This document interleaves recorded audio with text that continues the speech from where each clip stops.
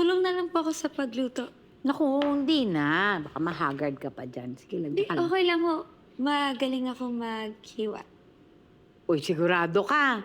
O, sige. Uy, kung gusto mo, ingat ka lang, ha?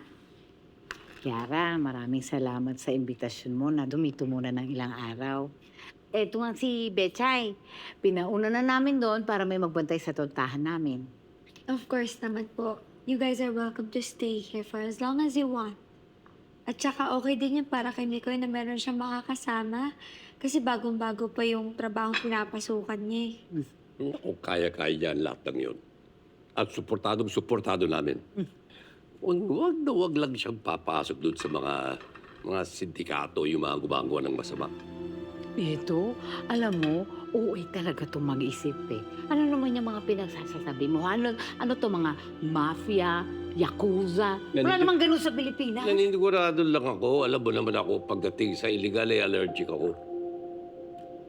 Ang anak natin, sa tingin mo gagawa ng illegal? Napakabait ng anak natin, mahal. Alam mo ba, si Mikoy, nagsakristan yun buong elementarya niya. Mana sa tatay niya. How was your day po? Nakakapag-ikot po ba kayo dito sa Manila? Na-enjoy niyo po ba? Hindi, nag-deliver kami ng mga order naming torta. Saan po? Doon sa office ng kaibigan ni Mikoy, si Alex. Oo. Kilala niyo po ba yun si Alex? Naku, hindi ko kilala yun.